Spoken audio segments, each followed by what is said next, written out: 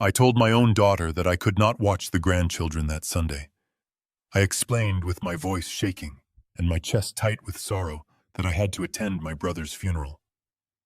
The man who saved my life was being put into the cold ground, and I needed to be there to say my final goodbye. I thought she would understand. I thought there would be a shred of human empathy in her eyes. Instead, my daughter Natalie crossed her arms, looked at me with a coldness that froze my blood, and said, "You still have to do it, Dad.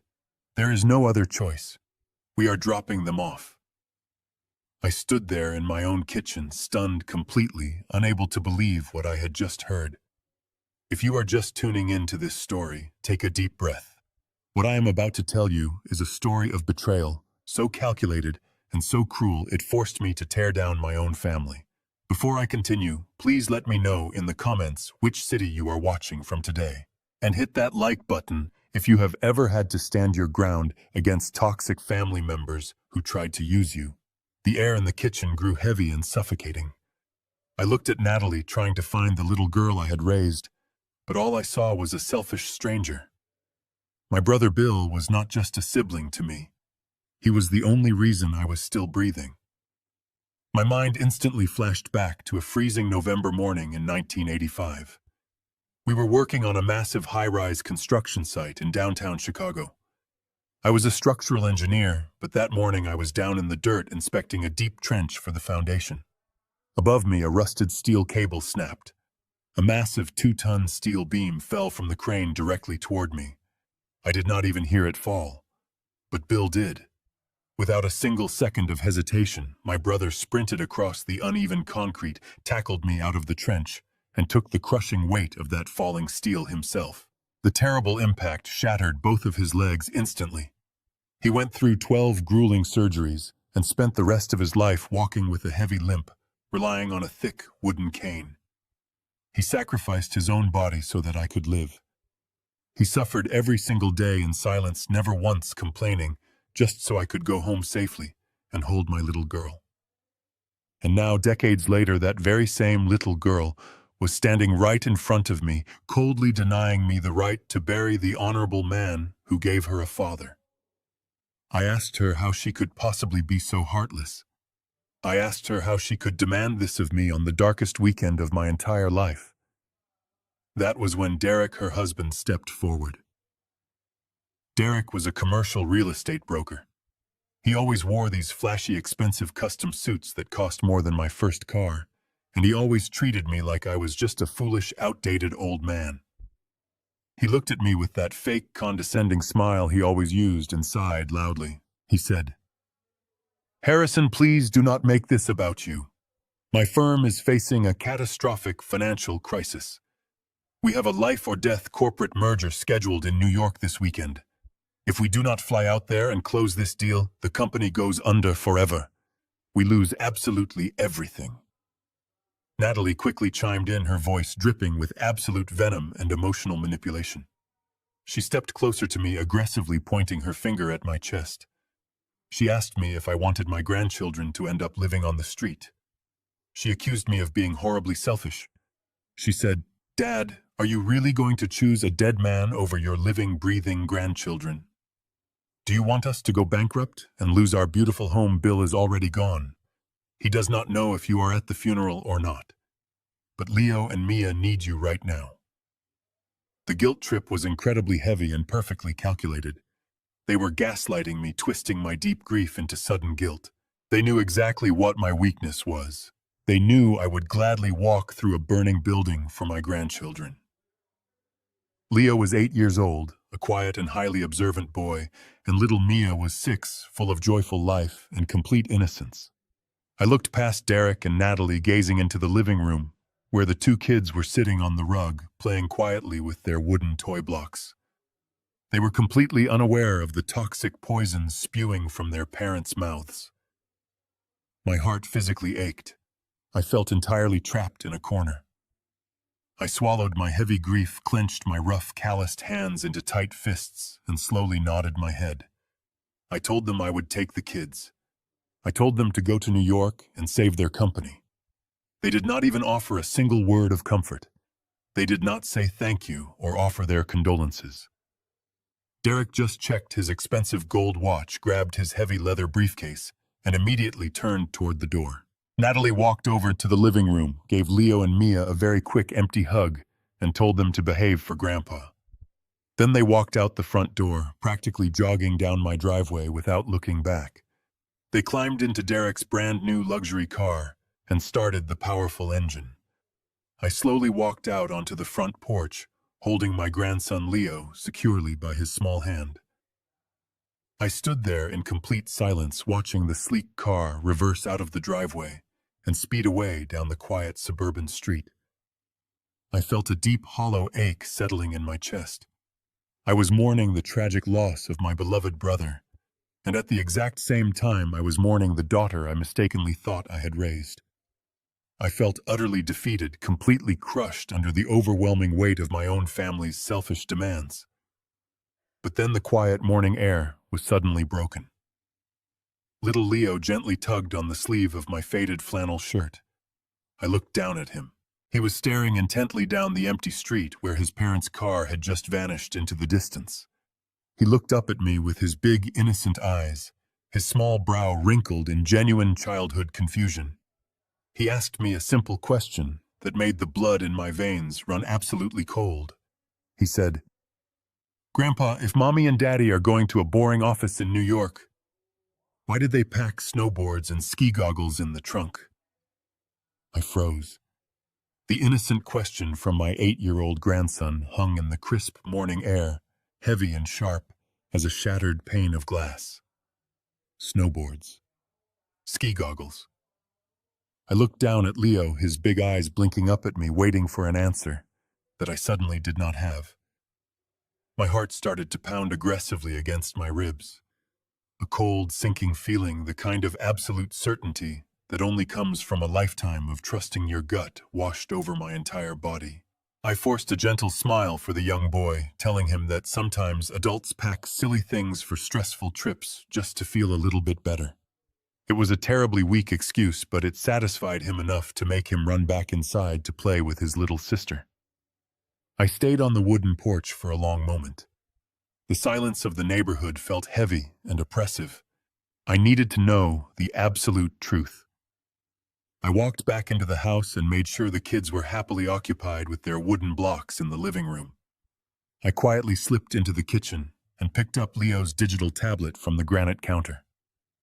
My daughter had set up a family tracking application on it a few years ago to keep tabs on everyone. She always boasted to her friends about how it kept our family safe and connected. I opened the application with trembling fingers. A digital map loaded on the bright screen displaying small icons for each of our devices. I zoomed in on the icon representing Derek's phone. If they were truly flying to New York for a desperate life or death corporate merger, they would be heading straight for the bustling terminals of the main international airport. But the small blue dot on the screen was not moving anywhere near there. It was traveling in the exact opposite direction. I watched the digital dot glide smoothly along the highway, turning off the main road and heading directly toward an exclusive private airfield on the wealthy outskirts of the city. I clicked on the destination details that the application helpfully predicted based on their travel history and calendar reservations. The screen cheerfully informed me that they were booked on a private charter flight. The destination was a luxury ski resort in Aspen, Colorado. I stared at the bright screen until my eyes burned. The digital blue dot pulsed rhythmically, mocking my profound grief. Aspen. They were going to Aspen. A suffocating wave of nausea rolled through my stomach, twisting my insides into tight, painful knots. They had not just lied to me. They had looked me right in the eyes, invoked the sacred memory of my recently deceased brother, and shamelessly guilt-tripped me all so they could go drink expensive champagne on a snowy mountain. They skipped the funeral of the brave man who saved my life for a luxury vacation. The sheer cruelty of it took the breath right out of my lungs. They used my intense grief against me. They used my deep love for my grandchildren as a convenient free babysitting service. I felt a burning anger ignite deep within my chest, a quiet, dangerous kind of rage that I had not felt in decades. It was the kind of anger that makes your hands completely steady and your mind perfectly sharp. I spent the rest of the day in a numb daze playing the role of the loving grandfather. I cooked their favorite macaroni and cheese for lunch, built tall towers out of wooden blocks, and read them adventure stories until their little eyes grew heavy. Once the sun finally set and the house was completely silent, I knew exactly what I had to do. The boundaries of trust were officially shattered. I had to break the rules. I walked slowly down the long hallway and stood before the heavy oak door of Derek's home office. He always kept it strictly off limits to everyone. I turned the cold brass knob. It was unlocked. I pushed the heavy door open and stepped inside, turning on the small, elegant desk lamp. The room was a monument to superficial wealth and fragile male ego. Everything in the office was designed to project an image of extreme, unearned success. There were imported leather sofas, a massive mahogany desk polished to a mirror shine, and expensive abstract paintings that meant absolutely nothing. I stood there looking at my own hands in the dim, warm light. My hands were rough, permanently scarred, and deeply calloused from 40 grueling years of welding heavy steel and drafting architectural blueprints. I built real things. I built massive structures that could withstand furious hurricanes and terrible earthquakes. I worked until my back ached and my fingers bled to provide a solid, unwavering foundation for my daughter.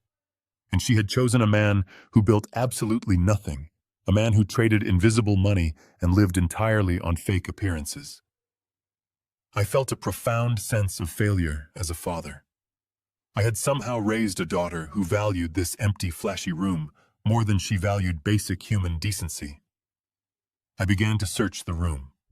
I did not care about privacy anymore. I sat down in his luxurious leather chair and examined the massive mahogany desk. On the bottom right side there was a heavy steel drawer.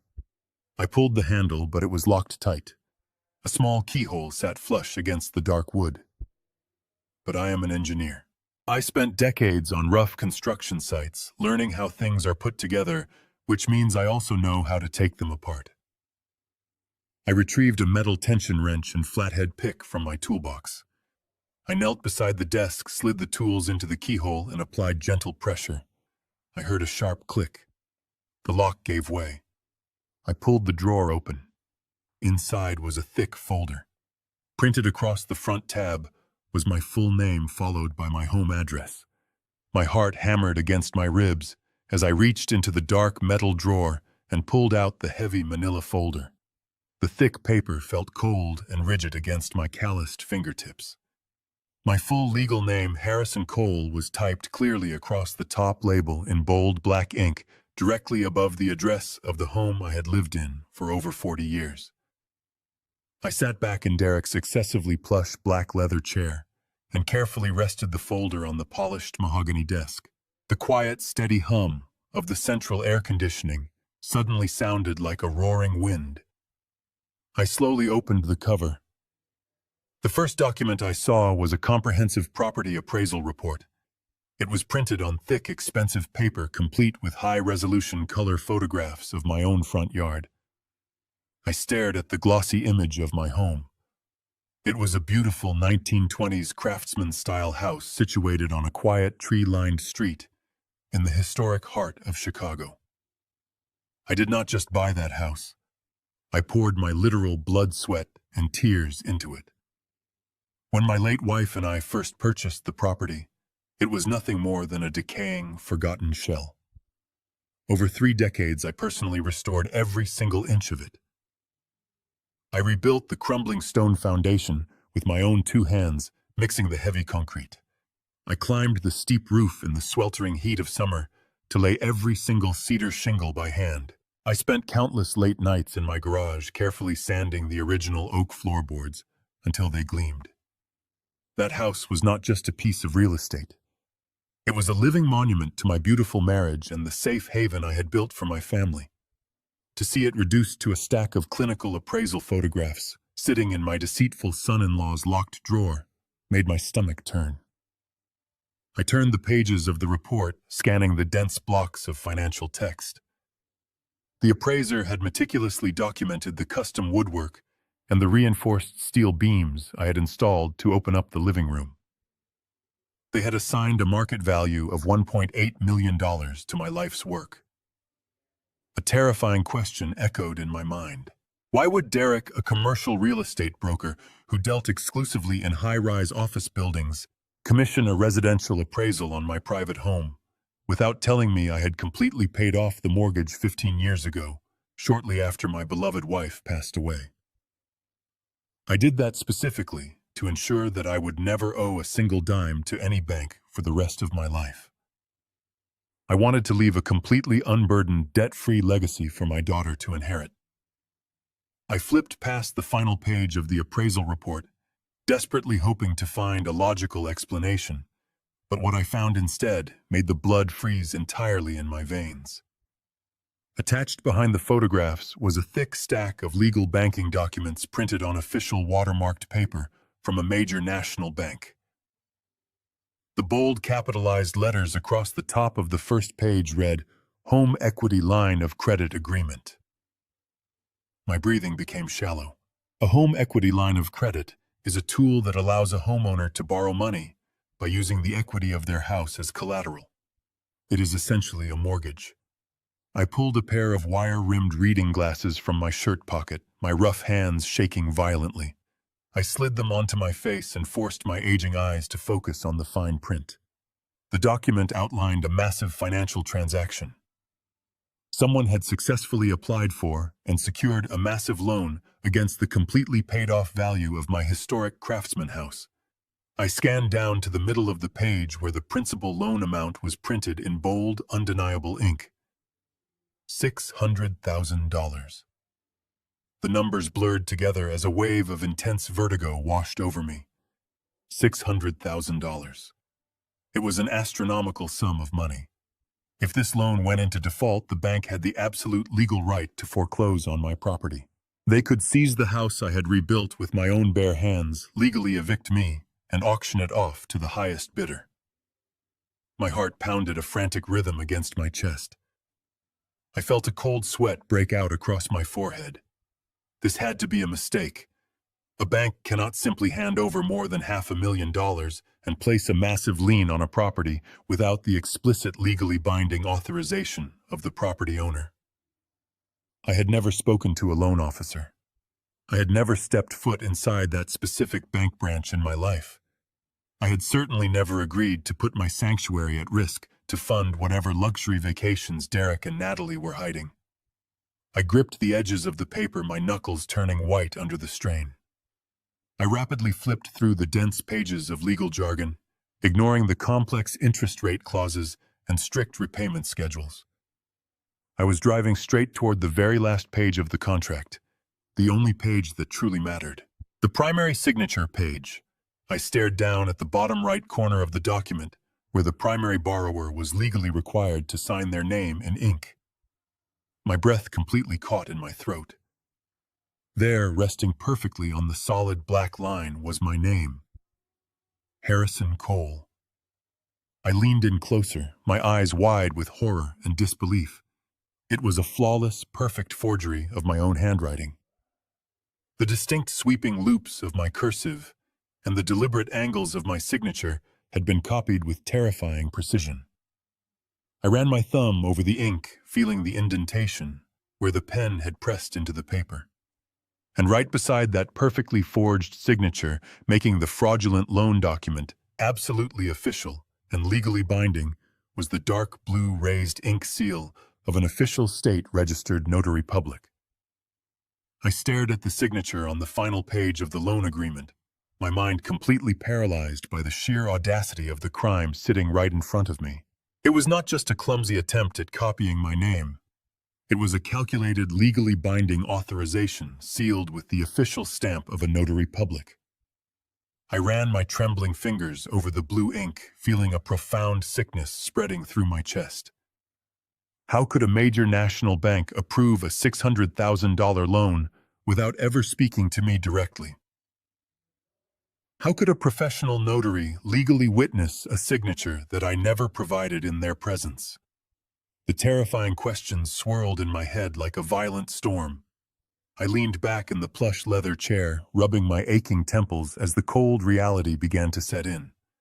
I closed my tired eyes, and suddenly a deeply buried memory pierced through my confusion. The answer was not a simple forgery in the traditional sense. The answer was a dangerous weapon that I had willingly handed to my own daughter. 5 years ago, I experienced a sudden health scare. I was working alone in my detached garage, carefully sanding down a beautiful piece of reclaimed oak wood for a new dining table, when my chest suddenly tightened with a sharp pain, and the entire world spun completely out of focus. It turned out to be a minor issue with my blood pressure, nothing that a strict change in my daily diet and some basic prescription medication could not easily fix. But out of an abundance of caution, my doctors required me to spend 2 days in the local hospital for observation. The sterile hospital room was terribly cold and lonely, constantly reminding me of the tragic night I lost my dear wife. Natalie had rushed to my hospital bedside the moment she heard the news. Looking back now, I realize she put on a masterful performance of the terrified, devoted daughter. She sat by my sterile hospital bed for hours, her eyes painted red and puffy from crying, tightly holding my rough, calloused hand in both of her soft ones. She told me repeatedly how terrified she was of losing her only parent. She begged me to be responsible and highly practical about the uncertain future. With heavy tears streaming down her face, she presented me with a thick, professionally bound legal document. She called it a standard medical and financial power of attorney. She swore to me on my late wife's grave that it was only a necessary precaution, a simple, harmless safety net, just in case I was ever severely incapacitated and could not make vital life decisions for myself. I was physically exhausted, heavily medicated, and overwhelmed by an aging father's unconditional love for his deeply worried child. I trusted her implicitly with my life. I signed the legal document without a single second thought, willingly granting her the absolute legal authority to act on my behalf in any financial or medical capacity. I opened my eyes in Derek's silent, dimly lit office, the bitter memory making me physically sick to my stomach. That signed document was never meant to be a loving safety net. It was a blank check. It was a loaded gun that she had kept carefully hidden in her back pocket for half a decade, just patiently waiting for the perfect, tragic moment to pull the trigger. She used that comprehensive power of attorney to legally bypass my direct consent entirely. With that single piece of notarized paper, she could easily walk into any commercial bank site confidently across from any senior loan officer and legally sign my name to a massive financial burden without ever needing my physical presence or my verbal permission. The official notary stamp resting on the fraudulent loan agreement was not verifying that I was sitting in the room. It was officially verifying that my legally appointed representative, my own flesh and blood, was lawfully authorizing the catastrophic destruction of my entire life savings. She had ruthlessly weaponized my own mortality and my profound love for her against me. The deep sense of absolute betrayal was entirely suffocating. I desperately needed to see the full extent of the financial damage with my own 2 eyes. I needed to know exactly how deep this toxic wound truly went. I reached into the pocket of my faded jeans and pulled out my smartphone.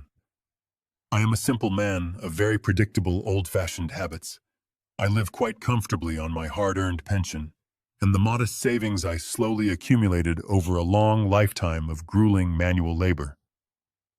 Because of this, I rarely ever check my online banking portal. My monthly expenses are incredibly low. I do not buy flashy things, and I certainly do not ever gamble with my hard-earned financial security.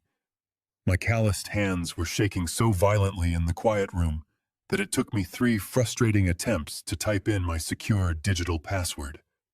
The small digital screen illuminated my tired, lined face as the banking application slowly loaded. I navigated to the primary dashboard, bracing my fragile heart for whatever horrific financial reality awaited me. My standard checking account balance appeared at the top of the bright screen. It looked completely normal and untouched. But then directly below it, a brand new account line had been freshly created under my name. It was clearly labeled as a home equity line of credit. The available balance remaining on the massive loan was $0. My heart skipped a painful beat.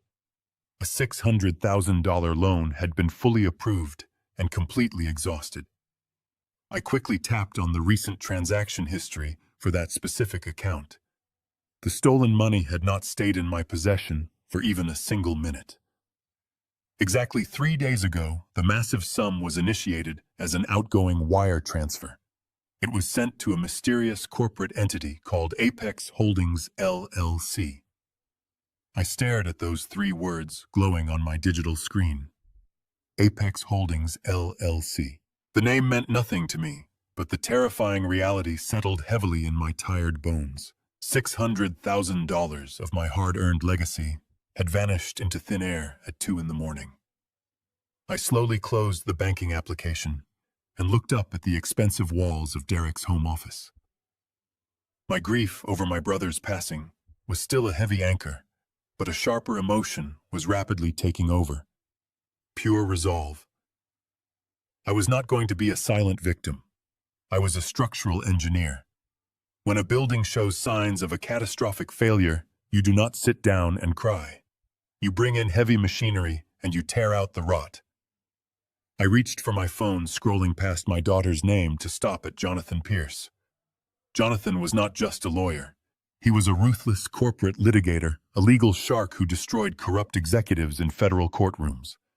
More importantly, he owed me a massive favor. Back in the 90s, Jonathan's father owned a commercial high-rise sinking due to a compromised foundation. Other firms told him to demolish it.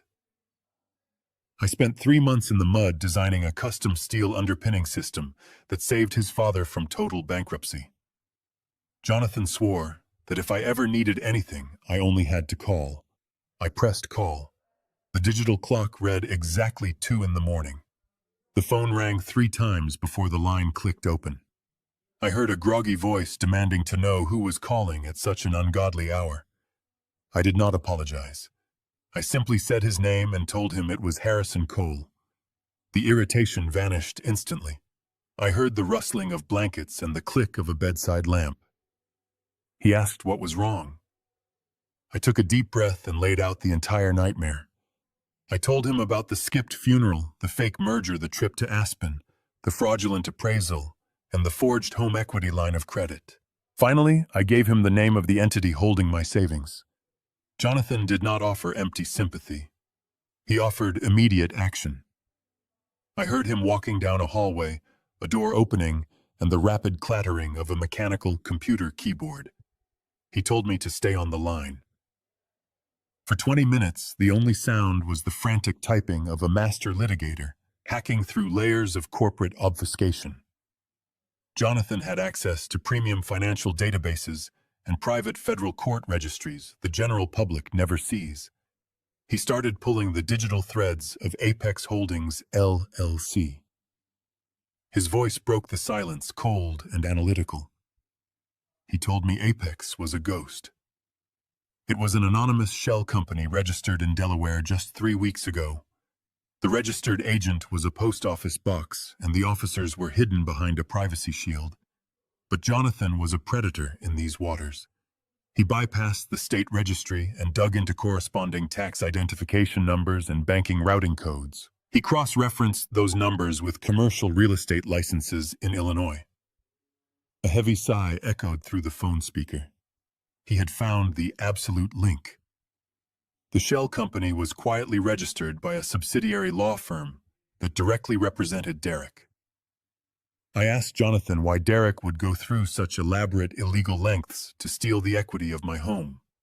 If his brokerage firm was simply struggling in a tough market, there were legal ways to declare bankruptcy. The furious typing on Jonathan's end intensified. He told me he was pulling the civil litigation records for Derek's primary company. Suddenly, Jonathan let out a low, sharp whistle. The truth was not just a failing business. It was a massive, sprawling criminal enterprise. Jonathan read the confidential legal files aloud to me in the dark. Derek was not just losing money.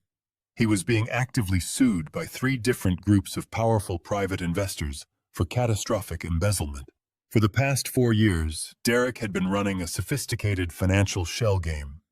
He was taking millions of dollars from new investors to pay off the old ones while silently siphoning off massive percentages to fund his own lavish lifestyle. The custom Italian suits, the brand new luxury vehicles, the exclusive ski vacations in Colorado. None of it was actually earned. All of it was stolen money. And now the entire house of cards was collapsing right on top of him. The investors had filed an emergency injunction. If Derek did not produce a massive cash settlement to appease them by the end of the month, they were going to turn their expansive evidence over to the federal authorities. The $600,000 stolen from my house was not an investment. It was nothing but dirty blood money. It was a desperate, panicked attempt to pay off a legal settlement and keep Derek out of a federal penitentiary. My own daughter had willingly sacrificed my absolute financial security to save her criminal husband from wearing a prison uniform. I felt a sickening wave of betrayal wash over my entire body. I was ready to ask Jonathan how we could freeze the stolen funds, how we could immediately contact the National Bank Fraud Department, and shut this whole terrible nightmare down once and for all. But suddenly, the rapid, aggressive typing on the other end of the phone stopped completely. The silence on the line was profound and deeply unsettling. It lasted for 10 agonizing seconds. When Jonathan finally spoke again, his voice had changed completely. The confident, analytical tone of a corporate shark was gone. It was replaced by a quiet, horrific hesitation. He took a very slow, trembling breath. He said, "Harrison, I need you to brace yourself right now. They did not just steal the money to pay off Derek's debts. Look at your personal email inbox right this very second. I just sent you the official family court docket for next Monday." My hands were completely numb as I minimized the banking window and opened my personal email application. The bright screen felt like a piercing spotlight in the quiet, dark room. Sitting at the very top of my inbox was a secure, encrypted message from Jonathan Pierce. It contained a single, heavy digital attachment. A portable document format file titled "Emergency Petition for Full Conservatorship."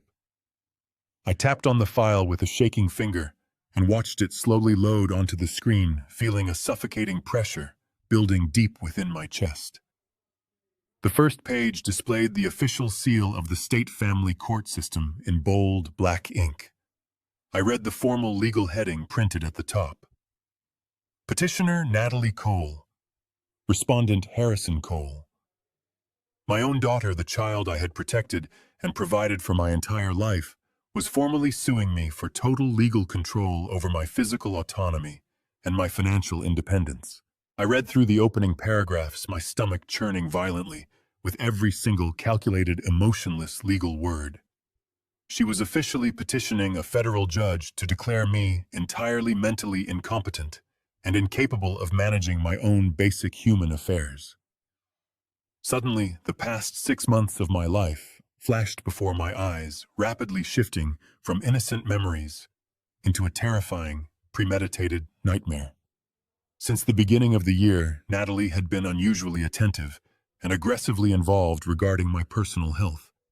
She insisted over and over again that my trusted physician of 20 years was completely outdated in his methods. She constantly pushed me to see a highly specialized, expensive private doctor she had supposedly found across town. She eagerly volunteered to drive me to every single one of these appointments. She sat right beside me in the sterile examination room, carefully answering the doctor's medical questions before I even had the chance to open my own mouth. She would place a comforting, fake hand on my shoulder and tell the man in the white coat that I was constantly forgetting simple things, that I was misplacing my house keys daily, that I was getting hopelessly lost walking in my own familiar neighborhood. At the time, I foolishly thought she was just being an overprotective daughter who was naturally anxious about her aging father. I would playfully roll my eyes and assure the stern doctor I was perfectly fine chalking up her exaggerated stories to normal family worry. But sitting here alone in Derek's office, the horrifying truth hit me with the brutal force of a speeding freight train. She was not protecting me from anything. She was methodically building a false paper trail to systematically destroy me. She was patiently laying the complex groundwork to permanently steal my absolute freedom. I scrolled further down the screen to review the supporting medical exhibits strategically attached to the legal petition. There were 3 official evaluation letters signed by that exact same shady private doctor.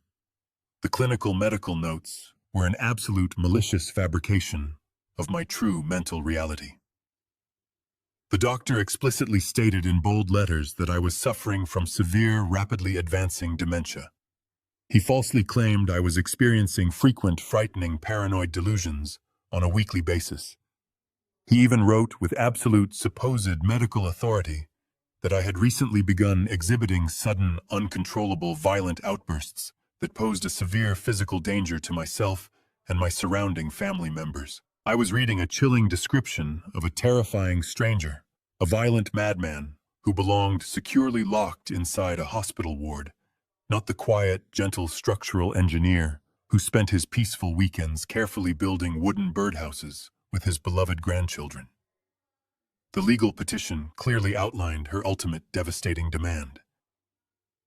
If the presiding judge approved this emergency motion on Monday morning, Natalie would instantly be granted absolute irrevocable control over every single aspect of my remaining life.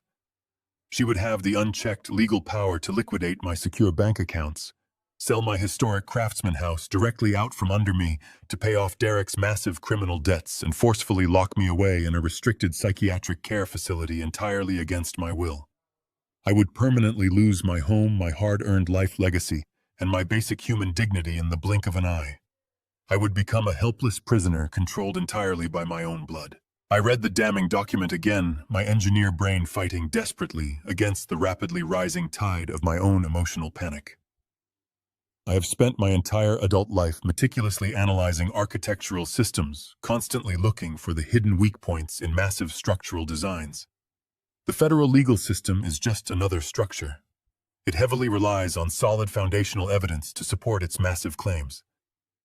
I stared intensely at the falsified medical evaluations. They were incredibly damaging, yes, but they were still just typed words on a page from a single private doctor. The strict legal standard for an emergency immediate conservatorship that completely bypasses a standard jury trial requires something much more substantial. A judge would not simply strip a grown functional man of his constitutional rights based on exaggerated doctor visits and a greedy daughter's worried testimony. The court would absolutely demand undeniable concrete proof that I was an immediate physical danger to society. They needed a catalyst. They needed a recent, highly documented event to conclusively prove the violent instability that the corrupt doctor had claimed. The petition strongly referenced a highly volatile and dangerous psychological state, but it clearly lacked the final crushing piece of evidence to secure the judge's signature. I slowly lowered the digital tablet, staring blindly into the dark shadows of the room. Why would they leave on a luxury vacation just 2 days before filing such a massive legal strike? Why would they deliberately provoke me by callously forcing me to miss my hero brother's sacred funeral?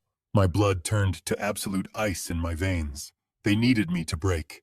They needed me to snap.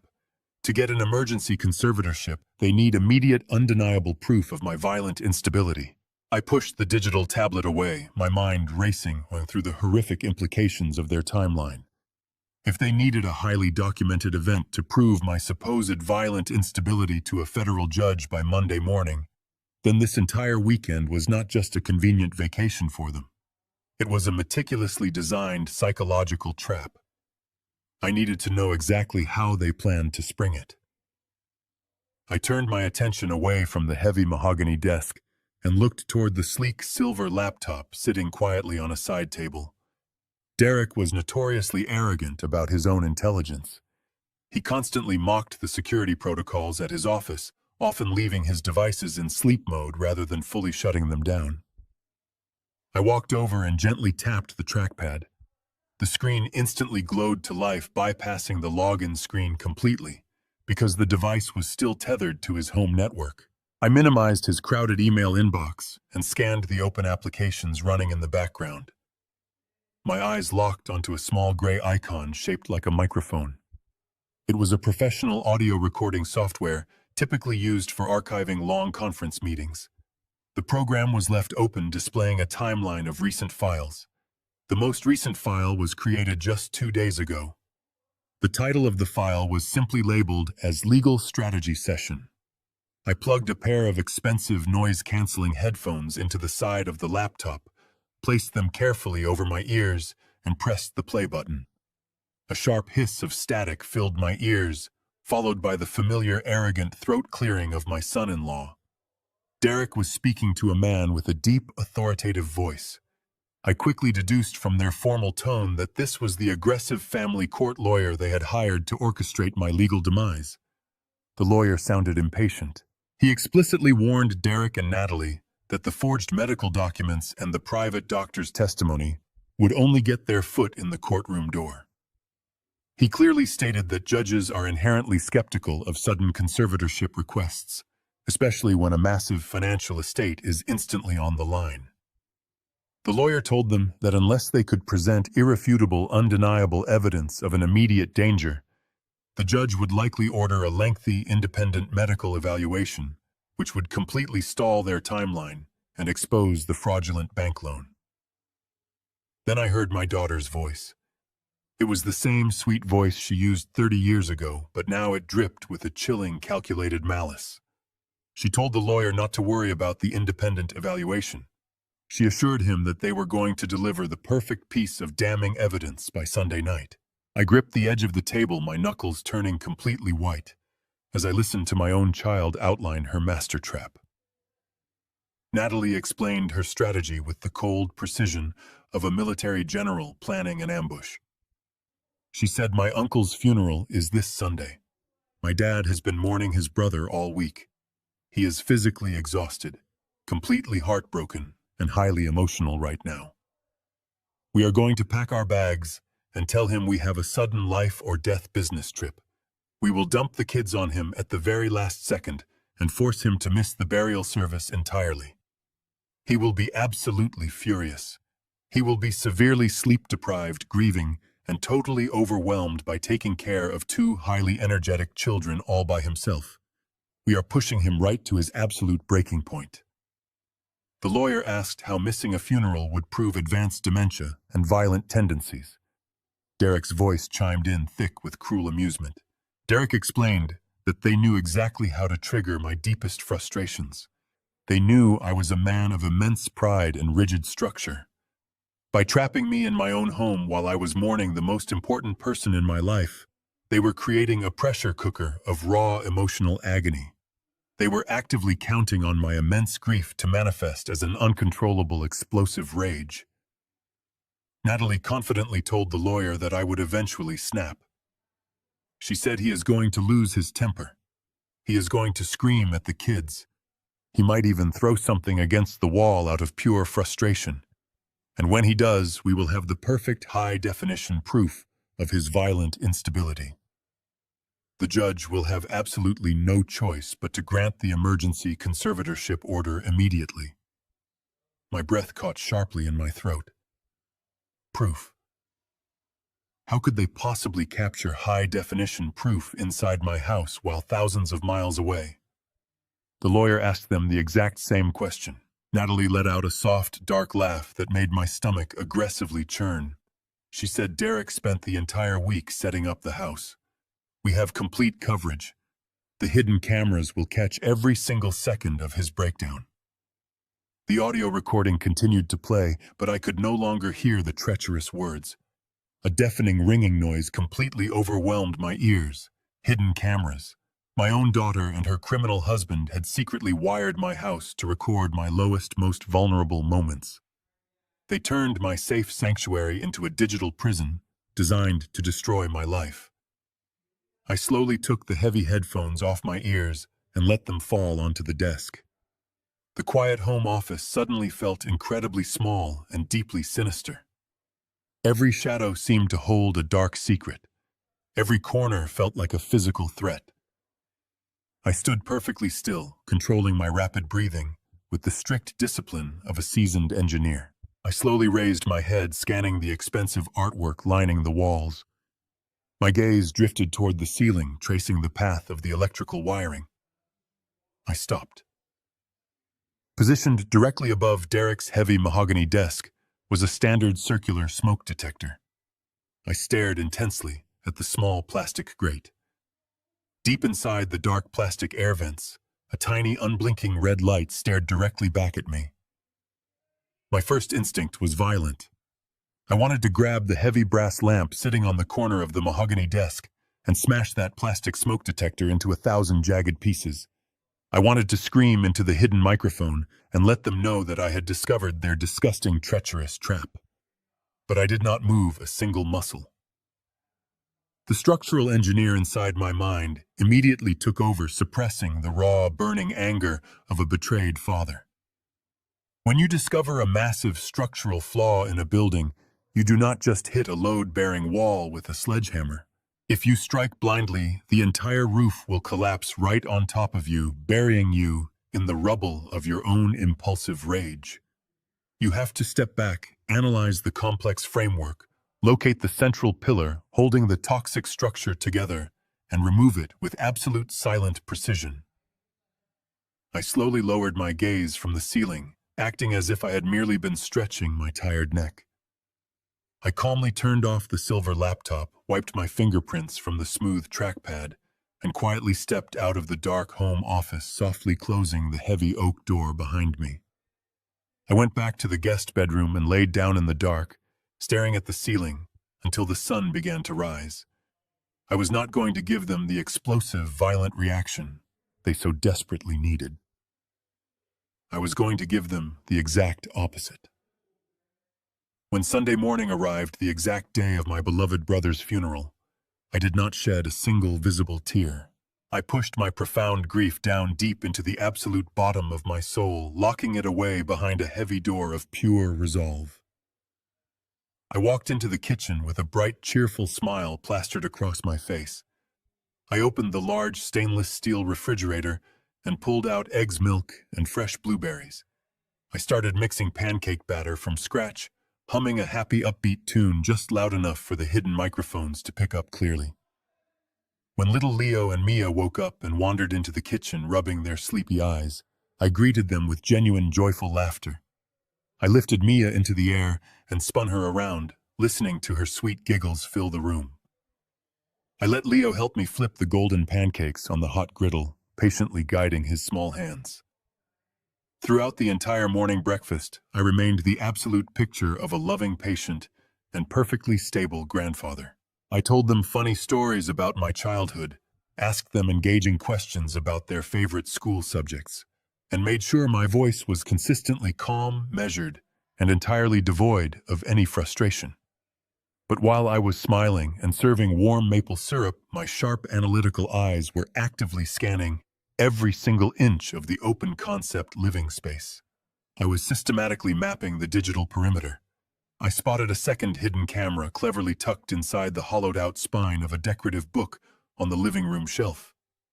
I found a third one perfectly concealed behind the dark-tinted glass of the digital smart clock resting on the kitchen counter. Using my decades of experience in spatial geometry and architectural drafting, I mentally calculated the exact viewing angles and focal lengths of each tiny lens.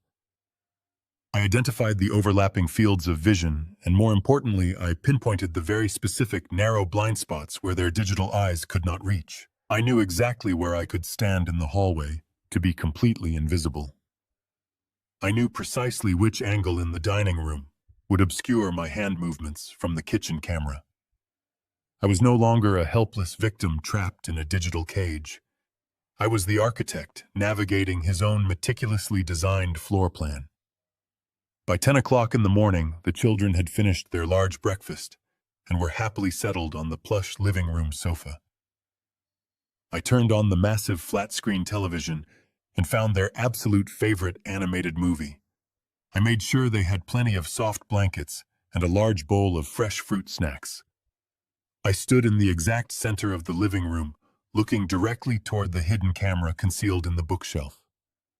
I smiled warmly and announced in a clear, highly pleasant voice that I was going to do a load of their laundry so their parents would not have to worry about chores when they returned from their stressful trip. I picked up a plastic laundry basket and casually walked out of the camera's sweeping view.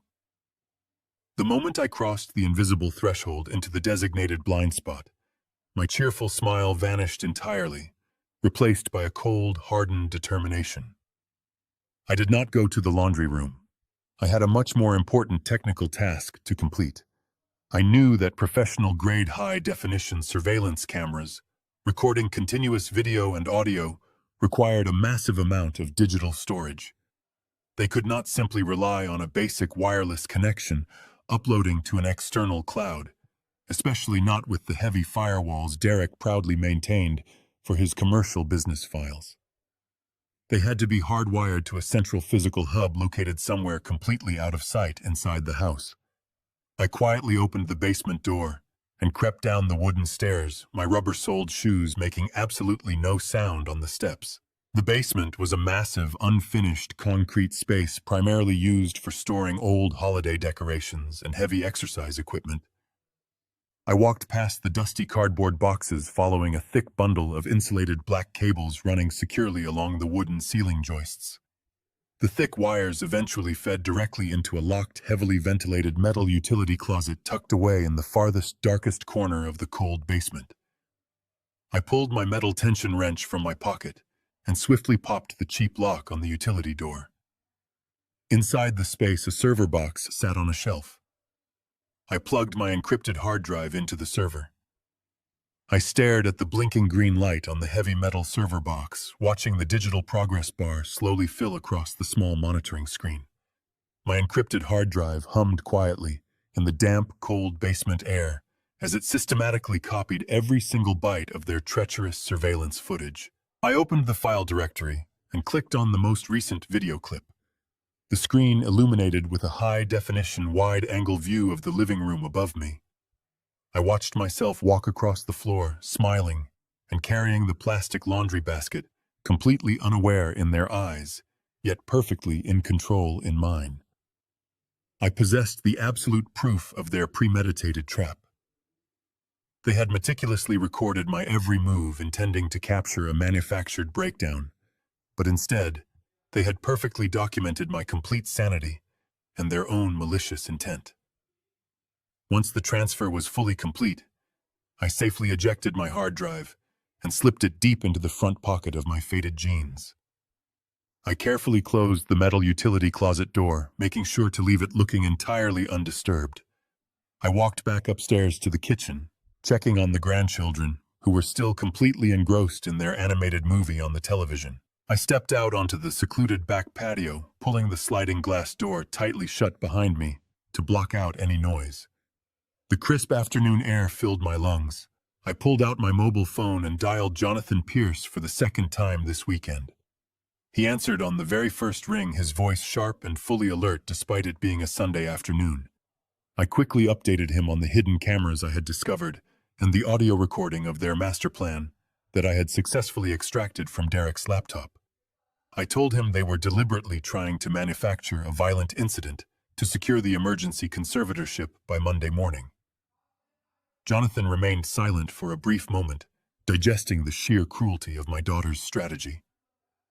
He let out a heavy sigh and told me that we needed to file an immediate counter-injunction to block the conservatorship request, but he worried about the massive $600,000 loan they had already secured against my house. He said that unraveling a legally binding financial contract of that immense magnitude could take years of grueling, expensive litigation in the civil courts.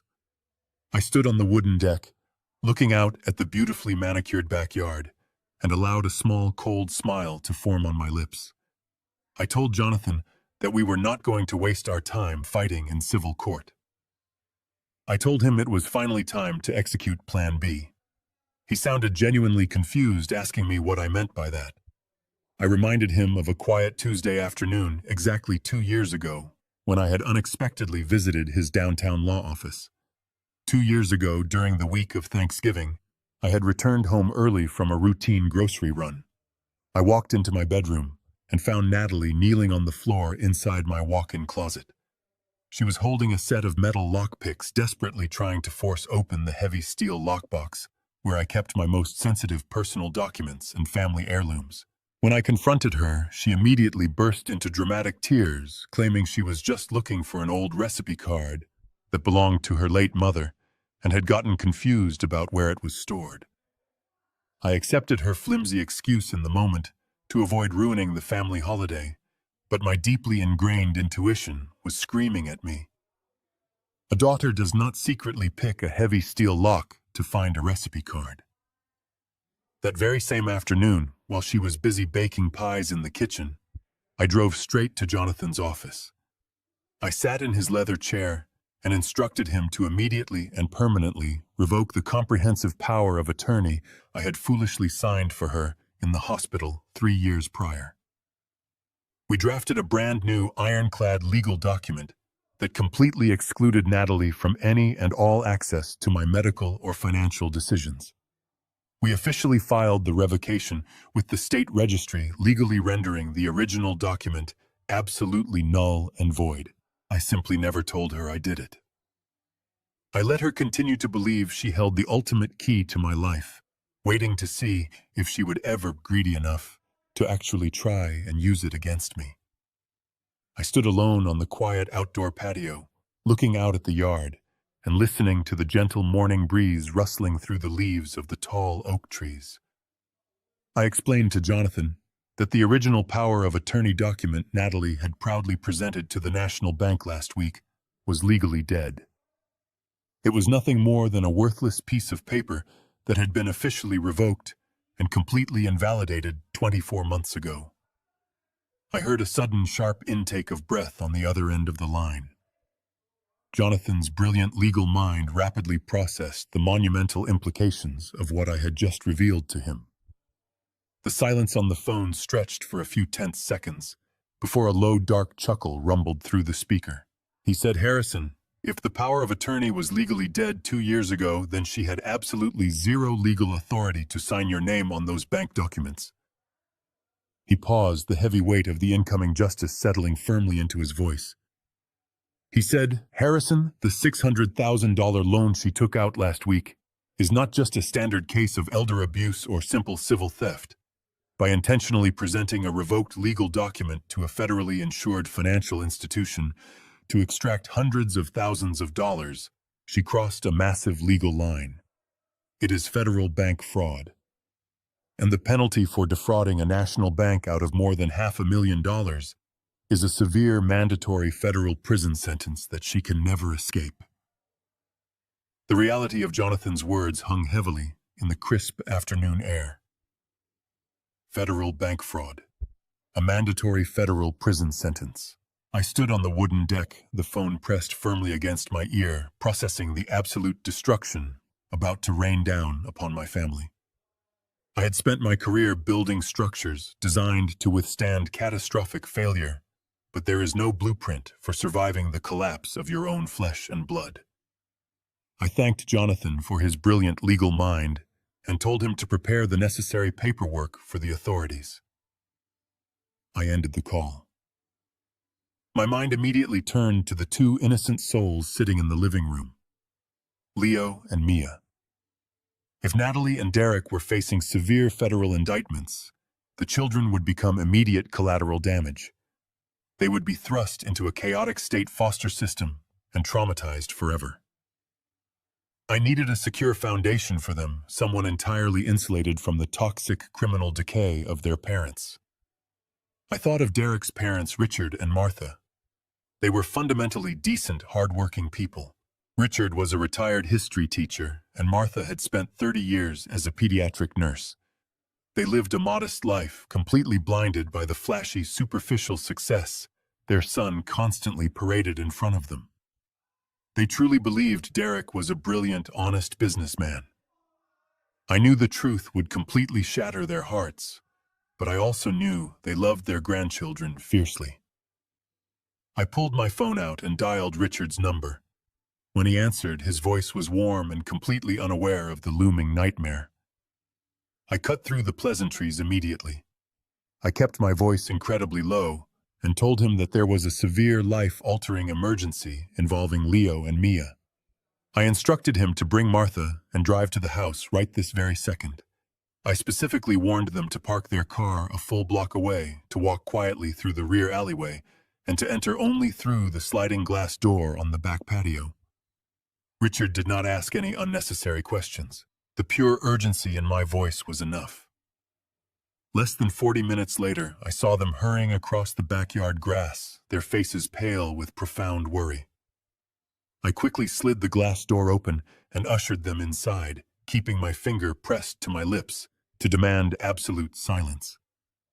I guided them carefully through the precise digital blind spots I had mapped out earlier, leading them directly into a secluded corner of the formal dining room, where the hidden cameras could not reach.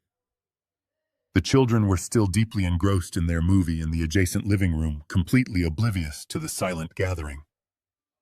Martha gripped my arm tightly, her eyes wide with fear, silently pleading with me to explain what was happening. I did not try to soften the devastating blow. I pulled the copied financial documents from my jacket pocket and spread them out across the smooth mahogany dining table. I walked them through every single terrifying detail. I showed them the forged appraisal report on my historic craftsman home. I presented the fraudulent home equity line of credit pointing directly to the expertly forged signature at the bottom of the page. Then I revealed the civil litigation files Jonathan had forwarded to me. I watched the blood completely drain from Richard's face as he read the formal legal accusations of massive corporate embezzlement against his only son. He read the staggering numbers, realizing that Derek's luxurious lifestyle was entirely funded by millions of dollars of stolen investor money. Martha covered her mouth with trembling hands, shaking her head in fierce denial. She desperately whispered that there had to be a massive misunderstanding, that her son would never commit such horrific crimes. I knew the financial betrayal was hard to accept, so I delivered the crushing piece of evidence. I pulled out my digital tablet, inserted my encrypted hard drive, and opened the audio file I had extracted from Derek's laptop. I handed Martha a pair of headphones. I watched her tearful eyes widen in absolute horror as she listened to the recorded call. She heard her own son laughing cruelly about my brother's funeral. She heard Natalie coldly outlining her master plan to weaponize my profound grief. And worst of all, she heard them explicitly discussing how they were going to use Leo and Mia as emotional bait, intentionally pushing a grieving grandfather to the brink of a violent mental breakdown just to secure a fraudulent conservatorship. When the audio recording finished, Martha collapsed into Richard's arms, weeping uncontrollably into his shoulder.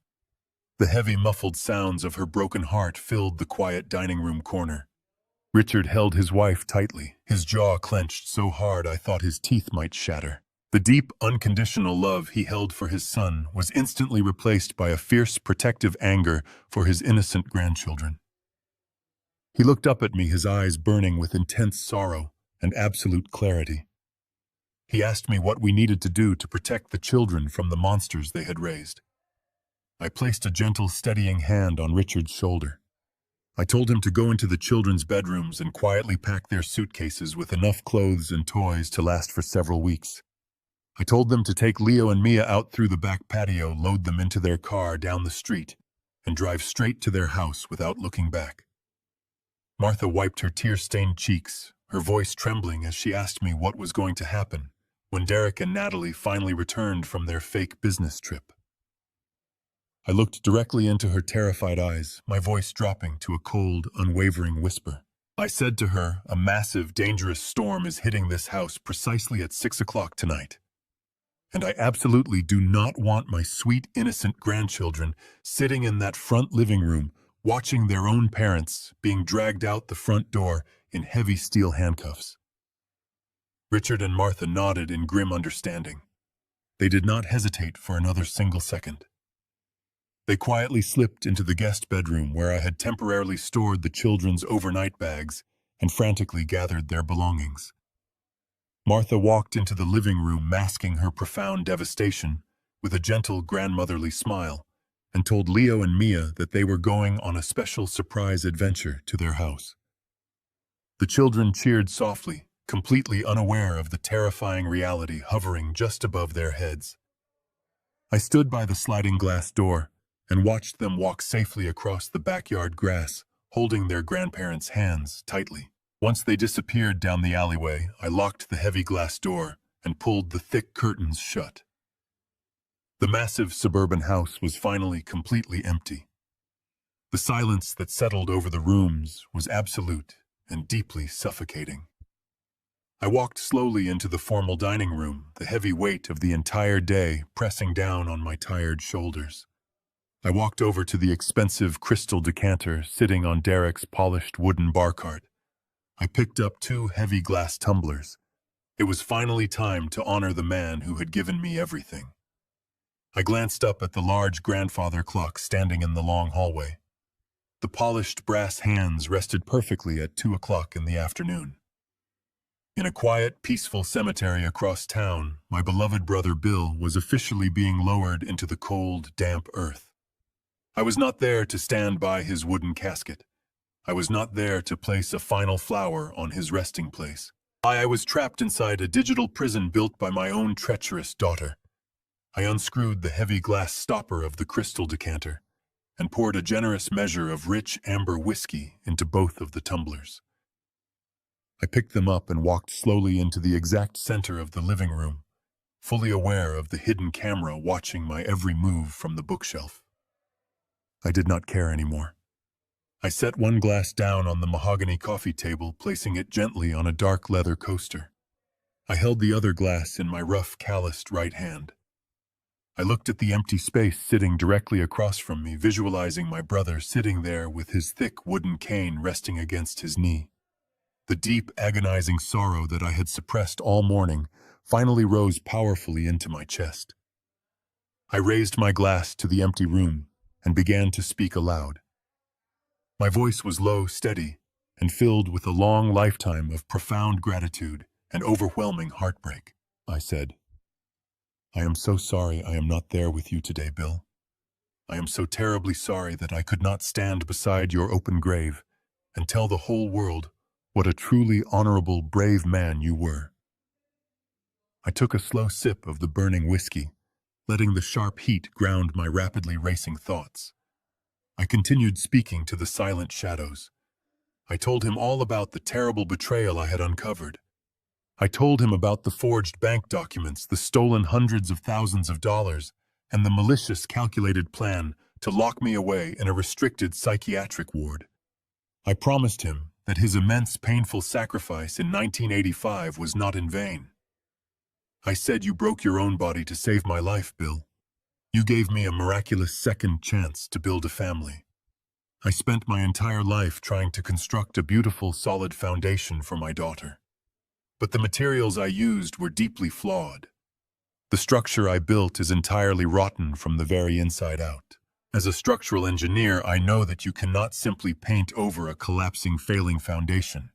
You have to tear the whole thing down to the ground, no matter how much it breaks your aching heart, so you can save the innocent people standing nearby. I am tearing it all down today, brother. I am protecting the young grandchildren you never got to see grow up." I sat down heavily on the soft leather sofa, resting my tired elbows on my knees, and spent the next 3 hours drinking my warm whiskey in absolute uninterrupted silence. I watched the bright golden afternoon sunlight slowly crawl across the smooth hardwood floor, casting long dark shadows that stretched ominously across the empty living room. I mentally rehearsed every single intricate detail of the incoming confrontation. I fortified my weary mind, purposely turning my fragile, broken heart into cold, impenetrable steel. I could not afford to feel a single ounce of weakness or sympathy when the heavy trap finally snapped shut. I knew perfectly well that Natalie would immediately try to use her dramatic tears to emotionally manipulate my deep fatherly instincts. I knew that Derek would aggressively try to intimidate me with his arrogant, blistering rage. I had to remain an absolute immovable object in the face of their incoming storm. The painful, agonizing hours drifted by the quiet tension in the house building to an almost unbearable, suffocating level. I slowly stood up from the leather sofa, my aging joints aching with a profound, heavy exhaustion. I carefully carried the 2 empty crystal whiskey glasses into the modern kitchen, washed them thoroughly in the stainless steel sink, and placed them neatly in the wooden drying rack. I walked back into the living room and sat back down in the dim, fading light. I waited patiently in the rapidly encroaching darkness. Suddenly, the deep, resonant chime of the grandfather clock echoed heavily through the silent hallway. It was exactly 5:45 in the evening. A few tense, agonizing moments later, the heavy silence of the wealthy suburban neighborhood was abruptly broken.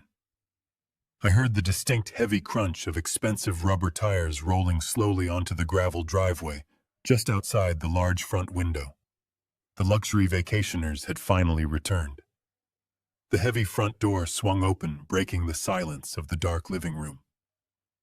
I remained perfectly still on the leather sofa, shrouded in the shadows, camouflaged from their view. Natalie walked in first, letting out an exaggerated sigh that echoed through the foyer.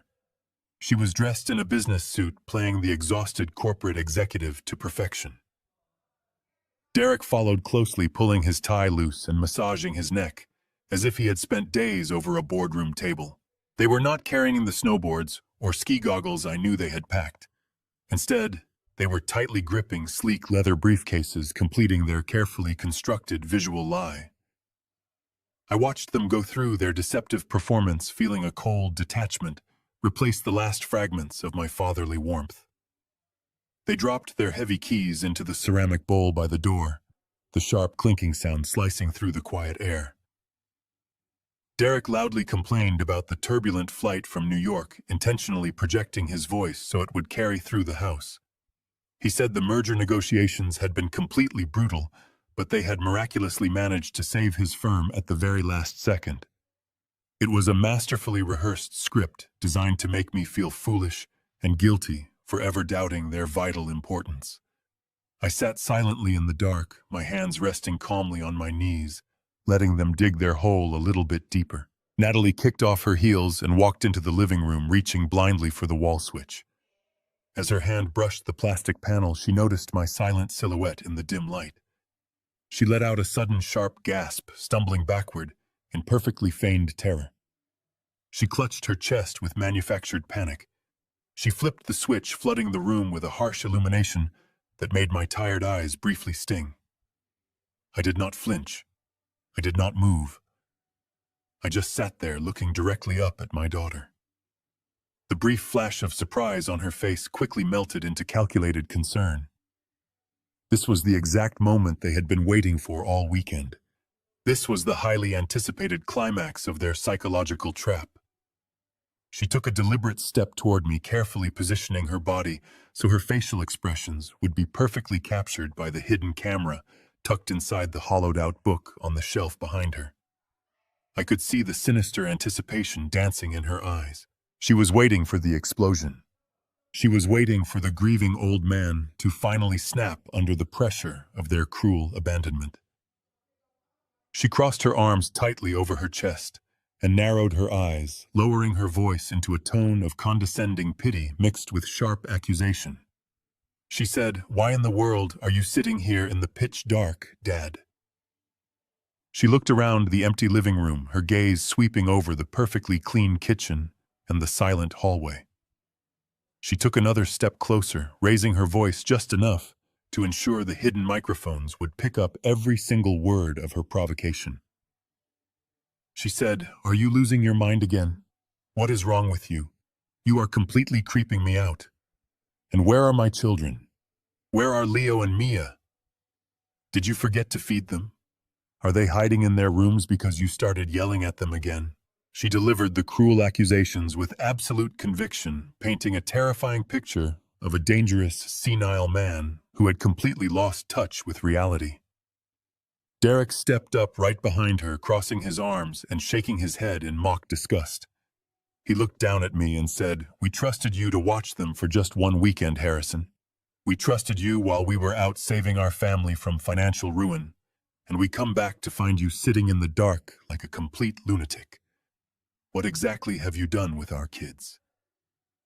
They stood there together, an impenetrable wall of arrogant deceit, fully expecting me to rise from the sofa in a blind, furious rage. They expected me to scream about my brother's funeral. They expected me to throw my arms in the air, curse their names, and give them the exact high-definition evidence they needed to lock me away in a secure psychiatric ward by Monday morning. I looked deeply into my daughter's eyes, searching one final time for any lingering trace of a conscience, any small flicker of guilt for the horrific betrayal she was actively orchestrating against her own flesh and blood. There was absolutely nothing. Her eyes were as cold and empty as a frozen lake. The structural engineer inside my mind finalized the absolute necessity of the impending demolition. I did not raise my voice. I did not jump up from my seat. I did not give them a single ounce of the volatile anger they so desperately craved. Instead, I slowly leaned back into the soft leather cushions and crossed one leg comfortably over the other. I looked back and forth between the two of them, holding their intense, expectant gazes with a serene, unwavering calmness. I allowed a gentle, warm smile to slowly spread across my aged face. It was a smile of absolute, terrifying clarity. I spoke in a voice so soft and incredibly calm that the hidden microphones must have struggled to pick up the gentle frequency. I said, "You do not need to worry about the children. The kids are perfectly safe and far away from here. But you two look incredibly exhausted."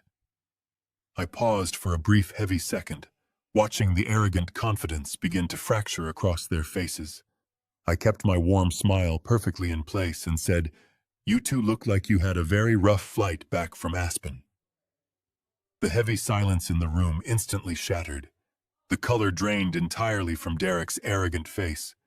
His fingers suddenly went completely limp, and his heavy leather briefcase slipped from his hand, crashing violently onto the hardwood floor. The heavy leather briefcase hit the polished hardwood floor with a deafening thud. The expensive metal clasps popped open, spilling a mess of glossy travel brochures and luxury ski resort receipts across the room. Derek stared at the scattered papers, his jaw completely slack, his eyes darting frantically between the evidence on the floor and my calm expression. The carefully constructed facade of the exhausted corporate executive instantly evaporated, replaced by the trembling fear of a man who realizes he has walked directly into a brick wall. Natalie stood entirely frozen beside him. Her hand was still resting on her hip, but her confident posture had completely crumbled. Her voice was a strained whisper when she asked me what I was talking about. She tried to force a dismissive laugh, attempting to rebuild the lie. She stammered that I was deeply confused, that they had just flown in from New York, and that my aging mind was clearly playing cruel tricks on me again. I did not move from the leather sofa. I gestured toward the scattered Aspen receipts on the floor with a deliberate wave of my hand. I told her she should remind her husband to empty his pockets before he tries to execute a masterclass in psychological manipulation. I told her I knew exactly where they had been. I knew about the private charter flight. I knew about the snowboards in the trunk. And most importantly, I knew about the hidden cameras recording every single second of our conversation. Before Natalie could formulate another lie, a deep voice echoed from the dark shadows of the adjoining kitchen. The voice smoothly announced that the state of Illinois requires two-party consent for audio recording in a private residence, making her little surveillance network a felony invasion of privacy. Natalie and Derek violently flinched, spinning to face the kitchen. From the darkness of the hallway, Jonathan Pierce slowly stepped into the bright living room light. He was wearing an impeccably tailored dark navy suit, looking every bit the ruthless corporate litigator that he truly was. He carried a thick, heavy leather briefcase in his right hand. His expression was completely devoid of any warmth or sympathy. He walked with a slow, measured confidence, stopping right beside the mahogany coffee table. He placed his heavy briefcase onto the table with a solid, authoritative thud. Derek took a stumbling step backward, his eyes wide with genuine panic. He recognized Jonathan immediately. Any commercial real estate broker operating in Chicago knew exactly who Jonathan Pierce was, and they knew that if he was standing in your living room on a Sunday evening, your professional life was completely over. Jonathan did not even look at Derek. He kept his piercing gaze fixed squarely on my daughter. He formally introduced himself as my retained legal counsel and calmly informed her that he had spent the entire afternoon reviewing her profoundly flawed and highly illegal family court petition. The sheer shock of seeing a high-powered attorney in her home finally broke through Natalie's frozen panic, igniting a wild, desperate rage. She realized instantly that her meticulously planned trap had not just failed, but had been completely inverted. Her face flushed a deep, angry red. She pointed a trembling finger at Jonathan and screamed at him to get out of her house immediately. She yelled that he was trespassing and that she was going to have him disbarred for harassing her family. But Jonathan did not even blink. He simply stood there, a towering monument of legal ruin, waiting for her to finish her childish tantrum.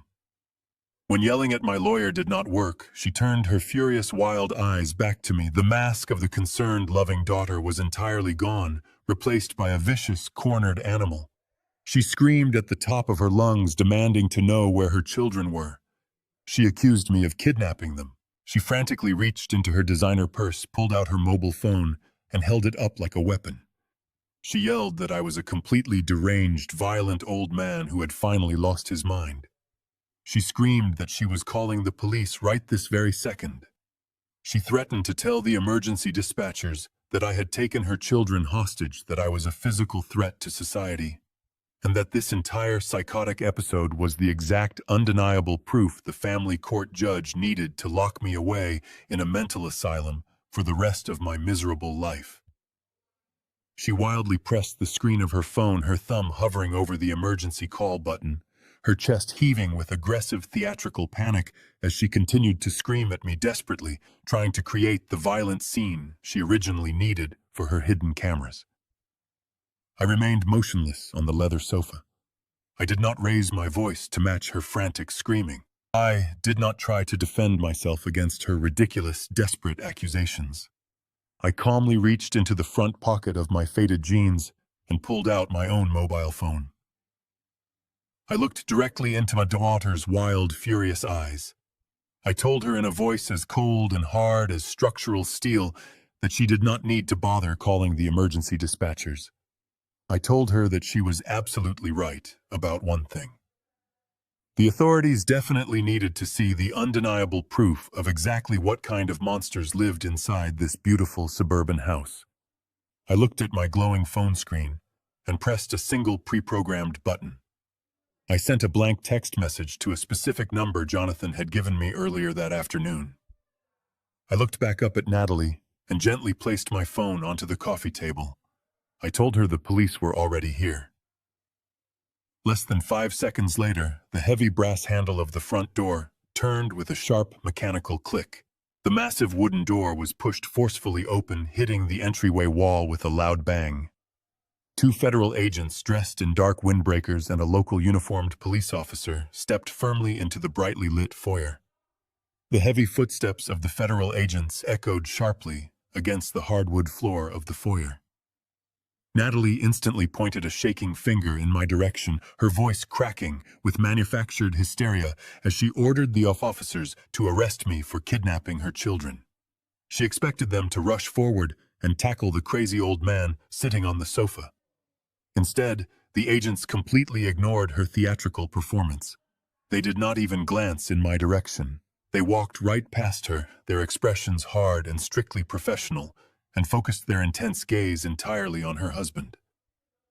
The local police officer calmly moved to stand directly in front of the heavy front door, effectively blocking the only exit out of the house. The sudden, terrifying shift in the atmosphere was palpable. The room was no longer a stage for my daughter's psychological manipulation. It had instantly transformed into a very real, very dangerous federal crime scene. Derek took a staggering step backward, his back hitting the cold drywall. He swallowed hard, wiping cold sweat from his forehead.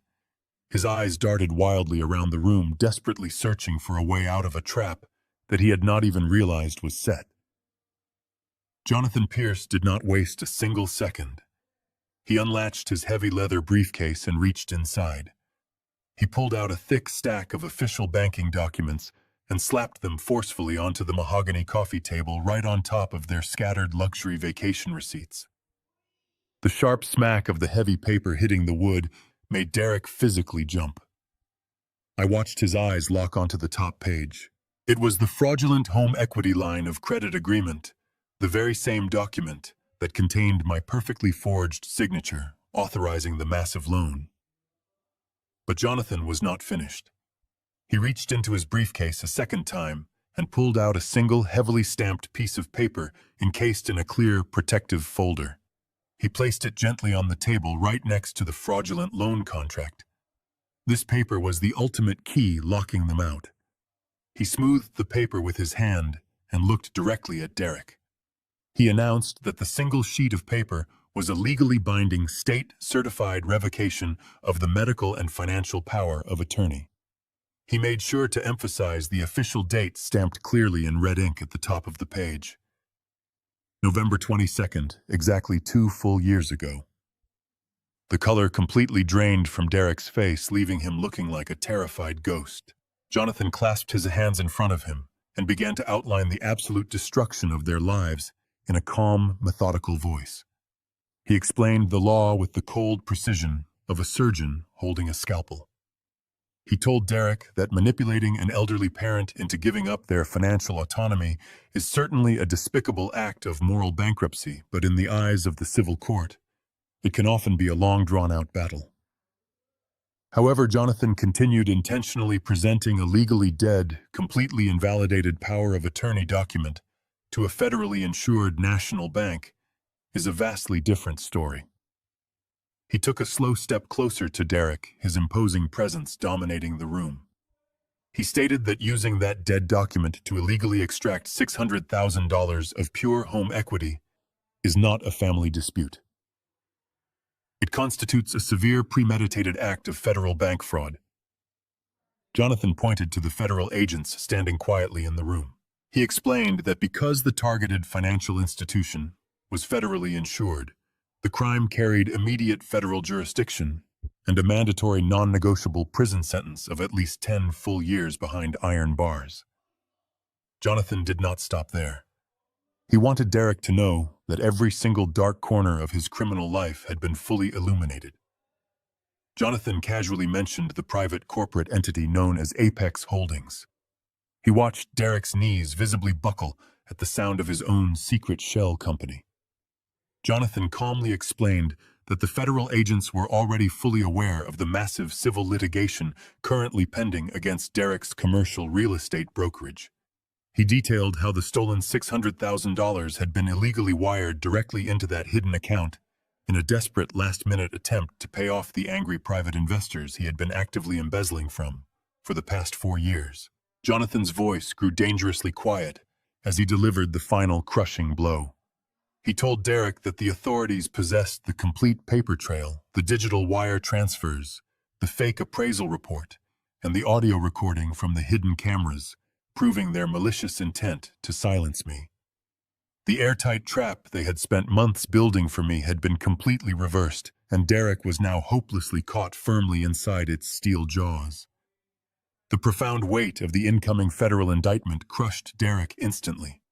He looked at the federal agents, his breathing rapid and shallow, completely overwhelmed by the terrifying reality of spending the next decade of his life locked inside a federal penitentiary. The arrogant, wealthy corporate broker vanished completely, replaced by a pathetic, desperate coward who would do absolutely anything to save his own skin. He was willing to sacrifice the mother of his children. He physically recoiled, stepping aggressively away from his wife, as if she were suddenly infected with a deadly disease. He raised his trembling hands defensively in the air and shook his head violently. He pointed his index finger directly at Natalie's face, his voice cracking with selfish panic. He screamed that he had absolutely nothing to do with the forged signature on the bank documents. He yelled that it was all her idea from the very beginning, that she was the one who physically signed the fraudulent papers and that it was her father's house. He looked desperately at the federal agents and begged them to believe that she had manipulated him into the entire scheme. Natalie stood perfectly still, her eyes wide with absolute shock, letting out a loud, agonizing scream of pure betrayal that echoed off the living room walls. Her piercing scream slowly faded into a pathetic, breathless sob.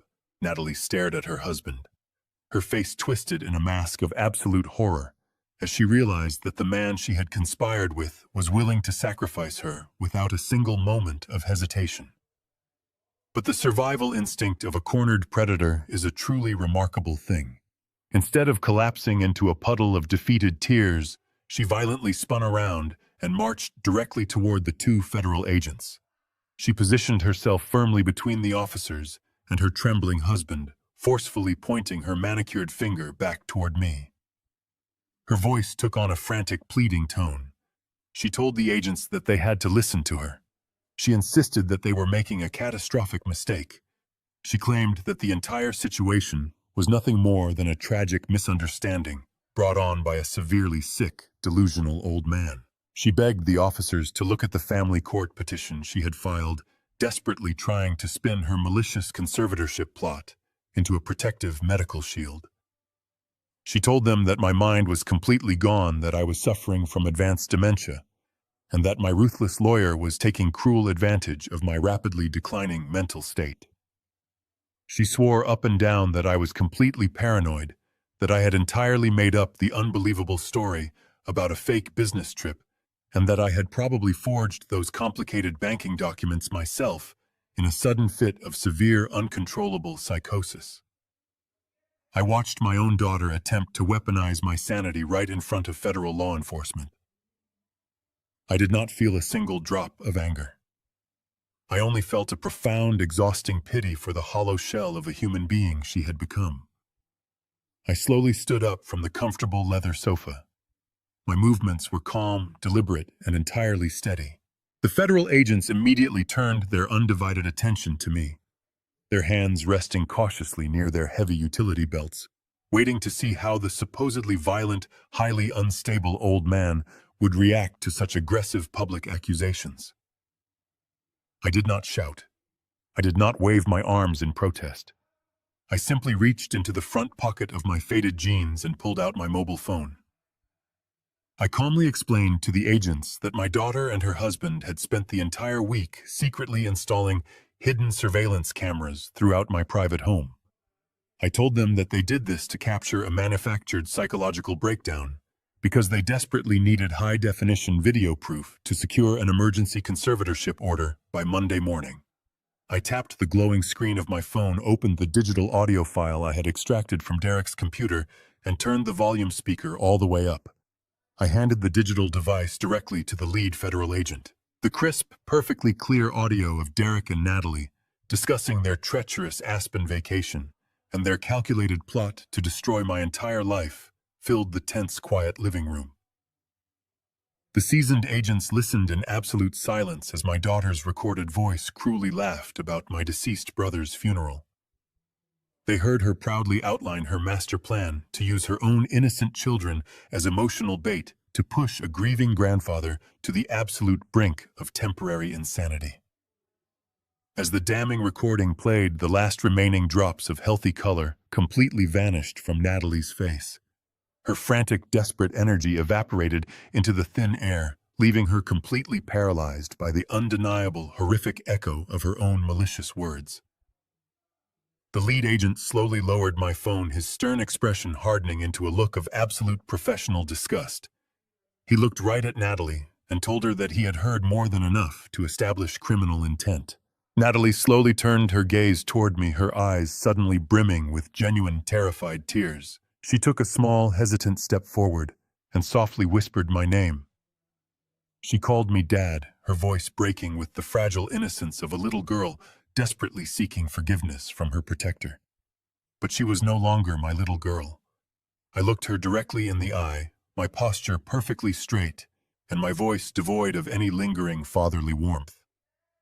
I told her that when she was a young child, I spent countless hours teaching her the fundamental, unbreakable rules of structural engineering. I reminded her of the absolute most important lesson I ever gave her. I said, if a residential foundation is cracked, you do not simply paint over the ugly concrete to make it look pretty. You do not ignore the deep structural rot and blindly hope the house miraculously stays standing. You demolish it. You tear it all the way down to the underlying dirt, and you start over.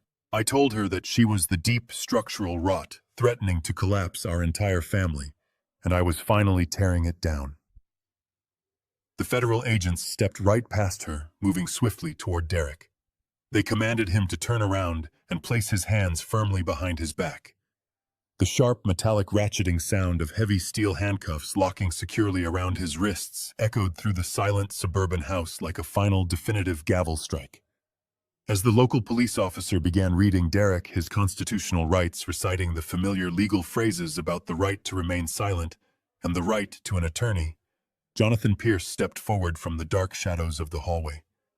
He walked directly up to Natalie, who was trembling uncontrollably as she watched her husband being physically restrained.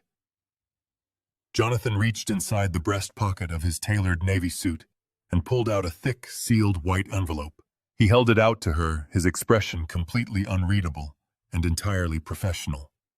He calmly informed her that the envelope contained a formal notification from Child Protective Services acting in coordination with an emergency family court custody order. He told her that her children were legally removed from her custody and placed safely with Richard and Martha. Natalie took the thick white envelope from Jonathan with violently shaking hands. She tore at the paper seal, her eyes frantically scanning the official letterhead of the State Child Protective Services. I watched as her breathing became dangerously rapid, her chest heaving as she absorbed the clinical, devastating words printed on the page. Jonathan stood over her, his voice a relentless drumbeat of consequence. He informed her that Richard and Martha had officially been granted emergency temporary custody of Leo and Mia by a federal judge, citing the toxic and criminally hazardous environment she had deliberately created in her own home. He added almost as an afterthought that the National Bank Fraud Department had effectively frozen every single financial asset bearing her name or her husband's name. The joint checking accounts, the offshore trust funds, the college savings plans, absolutely everything was locked down under a sweeping federal mandate, pending a thorough criminal investigation.